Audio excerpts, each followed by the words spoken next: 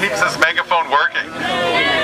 Our next speaker is going to be Nikki. She wants to comment on the wildlife situation here at the THS. Please give a great welcome to Nikki. Rehabilitation is an extremely specialized skill that requires ongoing training and education. There are 3 major organizations that organize this training for wildlife rehabilitators, including the MNR. Ontario Wildlife Rehabilitators Education Network, the International Wildlife Rehabilitation Council, and the National Wildlife Rehabilitators Association. During my employment with the Toronto Humane Society, they had no ongoing training for their staff with these organizations. Untrained staff in a wildlife department is a very deadly combination for the very animals that it cares for. Zoonotic diseases, especially those from raccoons in particular, can be easily passed from humans and domestic animals. These pictures show untrained staff unknowingly handling raccoons and other wild animals with no gloves. They are often cuddling these animals, talking to them, and naming them.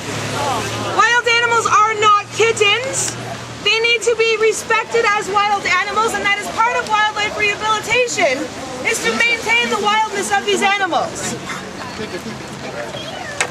Housing for these animals is another issue. Untrained staff not providing natural substrates and hiding places for these animals.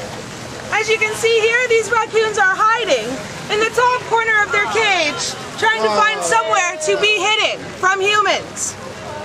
This is not right. The Toronto Humane Society has a responsibility to the animals that it cares for and a responsibility to the safety of all of their staff. These responsibilities are being neglected.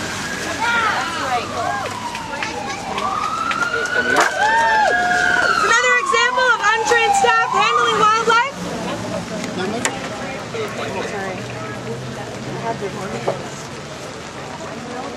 And a housing issue. You can see in this photo 4 almost full-grown raccoons jammed together in a dog crate.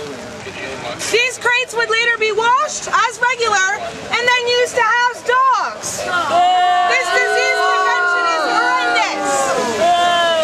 Raccoon roundworm can live for up to 10 years on any surface and withstand the most powerful cleaning agents.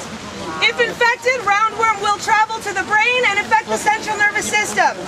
These dogs, cats, staff members, volunteers, and even members of the public are in danger of these zoonotic diseases every day. Back to back from each other. These runs would often share drains. The sharing of these drains allows for hair, saliva, urine, and feces to be transmitted from dog to raccoon. This puts these dogs in great danger of contracting raccoon roundworm, along with many other diseases.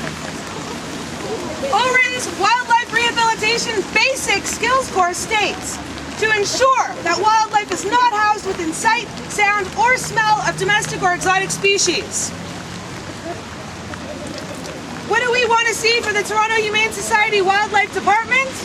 Properly trained staff with an ongoing relationship with ORID and the NWMA. Yes. A redesign of the Wildlife Department so that wild and domestic animals are not within sight, sound, or hearing of each other.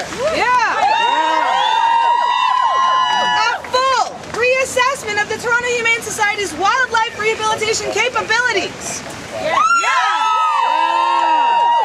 And enough staff in the Wildlife Department required to take on the many demands of caring for wildlife properly.